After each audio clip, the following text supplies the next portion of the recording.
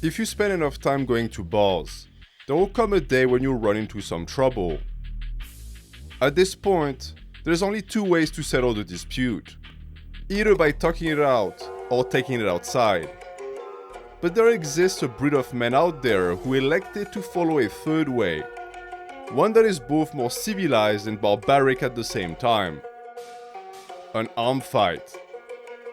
Instead of exchanging words or throwing fists, you lock your hand with another man to see who's the strongest.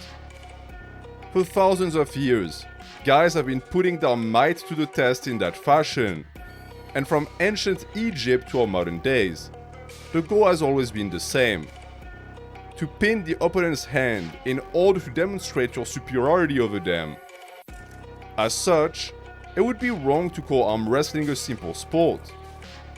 It is a legitimate martial art that often carries dire consequences for the health of the participants. To survive this ordeal, the athletes undergo a gruesome training regimen that transforms their bodies in ways that shouldn't be possible. How can a fight that only involves the arm create creatures as nightmarish as arm wrestlers? And how on earth does arm wrestling training trigger this transformation? In short, why are arm wrestlers so monstrous?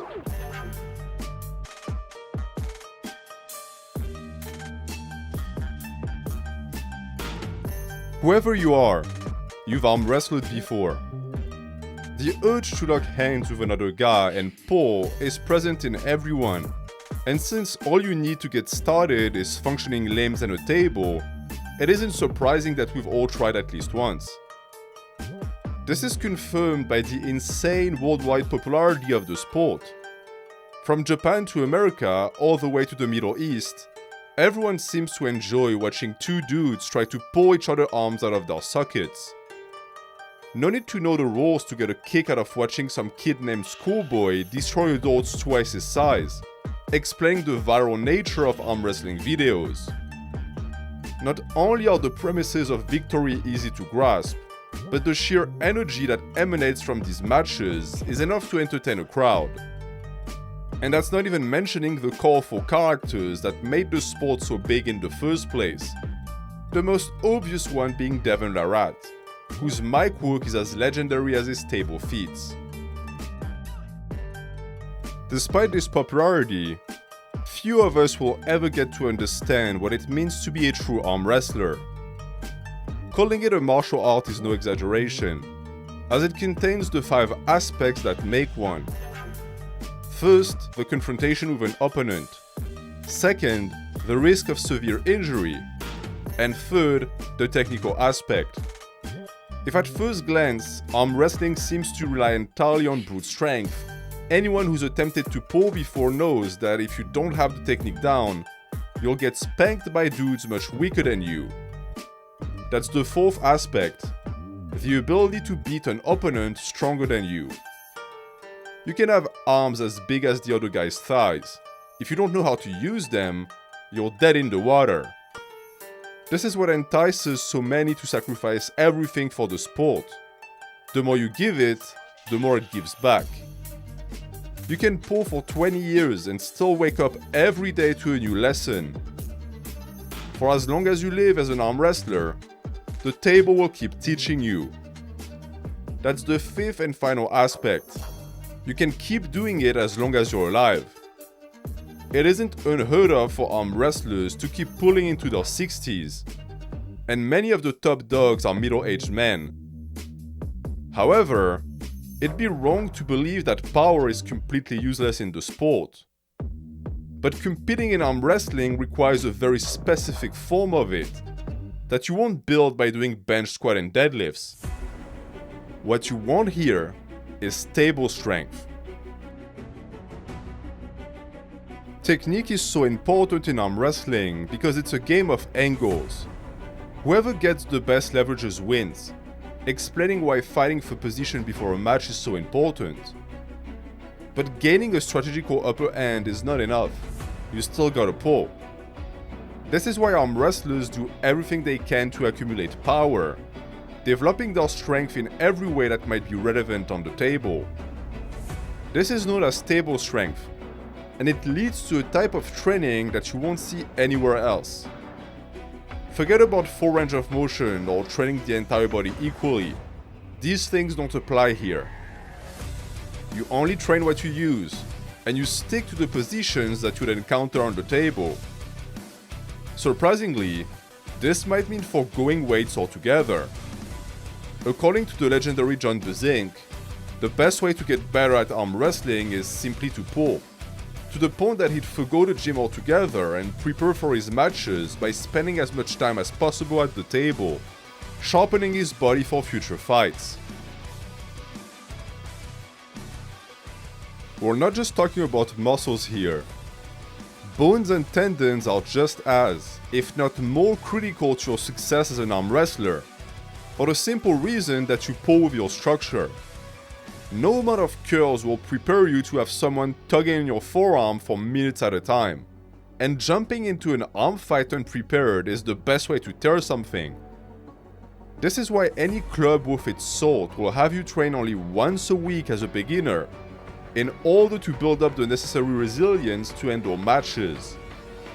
Since you're only as strong as your weakest link, things like wrist, elbow and bicep tendons need to be reinforced as much as possible. And to that end, there's no easy way. You have to fight. It is through those gruesome practice sessions that you build the toughness to let your power loose. Only then can you start loading the cannon with heavy-duty artillery. And when it comes to steel, there's nowhere better than the gym. But if you thought it was time to dust off the barbell, you're dead wrong. Arm wrestling training differs from any other type of lifting, to the point that it appears goofy to the untrained eye. Between the full-body half-rep preacher curls to the multi-spinner work, it's enough to give any bodybuilder a heart attack. There are three main qualities that every arm wrestler seeks to develop: rising, cupping, and pronating. Each of these movements involve muscling your way into an advantageous position, be it by keeping your arm close to your body via rising, opening the opponent's bicep via cupping, or taking their wrist by pronating. The stronger you get at these motions, the easier it is to enforce your will on the competition, and the harder it becomes to put you in these losing positions. Every arm wrestling match is a strategical battle, with each fighter winning and losing ground until one emerges victorious. Then and only then does the pin occur. And that's when the last two winning factors come into play, namely back and side pressure, which are directional forces applied to the opponent's hand to slam it onto the pad. Some matches end so quickly that it can be difficult to perceive all the subtleties of this art. But elite arm wrestlers sink all their energy and time into developing these qualities until they become lethal weapons. If you've ever wondered why their arms are so jagged, this is why. When your biceps and forearms constitute the lifeline on which victory hangs, you better make sure they're as thick as humanly possible. What a gym rat does in a week of arm training, an arm wrestler does in a day. And that's not even mentioning the ridiculous loads that these dudes handle in the gym. It isn't unheard of for guys to lift close to their body weight in curls or static holds, something that the average gym goer can't even do on bench. These demonstrations of power often get dismissed by range of motion fanboys, who bought into the idea that the only way to get bigger biceps is to do nice and slow reps all the way to the top then down, only to get mugged into oblivion by some Russian guy who's preacher curling their mom for reps. Oftentimes, this lands arm wrestlers a reputation as meatheads. One look at their training methodology quickly dispels that notion. Not only is their specificity on point, but their approach to volume and intensity is also top-notch, as idiots don't make it far in the sport. Those at the top of this wood have big arms, and even bigger brains. Naturally, the heavier they can get, the better. because the more power their muscles are able to develop in these key positions, and the more pressure they're able to apply to the opponent, as a lot of pinning options rely mainly on how much weight you can hang off the opponent's arm. Regardless if you're in a hook or a top roll, the equation remains the same. The more massive you can make your body, the harder you'll be to move, and the more horsepower you can use on the table. Ideally, you'd want this weight to be muscle, but a lot of these super heavyweights don't mind carrying a bit of fluff if it means having more meat on their bones. And let me tell you this, some of these guys are quite the sight to behold. The Wood's absolute unit doesn't do justice to monsters such as Levan or Zauer, who look more like nuclear abominations than actual humans. And as you might guess, this size doesn't come from nowhere. Arm wrestling being an untested sport, it isn't surprising to hear that its ranks are rife with drug use. Since there are absolutely no upsides in not using, it wouldn't be unfair to guess that every weight class is dirty, but it is nowhere more obvious than with the heavyweight categories. This is where you can find the biggest monsters, with some of these guys giving pro bodybuilders a run for their money. Someone like Siplenkov, who is otherwise a legend of the sport and a fantastic technician, got to the point that he looked like he was transitioning into an ogre. Truly, Prime Dennis was in a league of his own. No other arm wrestler, save maybe for Richard Lupkes, ever gave off this aura of supreme domination and strength.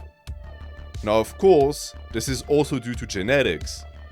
No amount of growth hormone will give you hands like Dennis or wrists like Levan. You arm fight with your structure. As such, it isn't surprising that dudes at the top of the sport would showcase abnormally large skulls or ridiculous muscle building potentials. But considering the severity of some of these transformations, it would also be delusional to dismiss the role that drugs play in the entire ordeal.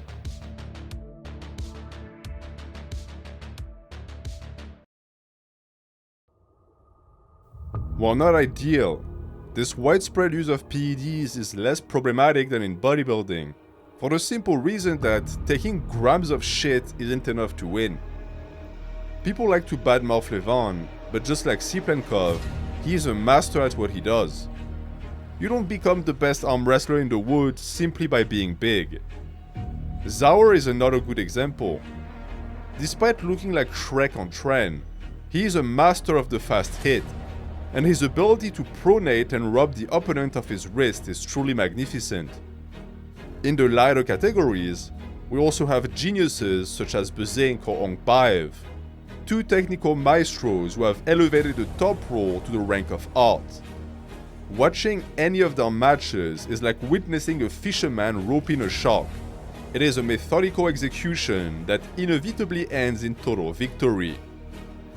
As for Devon, he is closer to an anaconda, slowly bleeding out his prey and delivering swift death when and if he decides. Regardless of their differences, these men all have one thing in common: a killer mindset that won't accept defeat. Stepping up to the arm wrestling table means accepting to get hurt. One look at what is known as an arm break position will tell you why. This sport will put you in positions that the human body wasn't made to handle. It isn't uncommon for pro arm wrestlers to undergo at least 2 major surgeries in their career, either to repair an elbow or reattach a bicep tendon. Sometimes it can even be for something as major as a broken bone, as the humerus is simply not built to handle that type of pressure. And yet, these men show up to every fight ready to leave everything on the table, struggling in desperate positions for a chance at victory.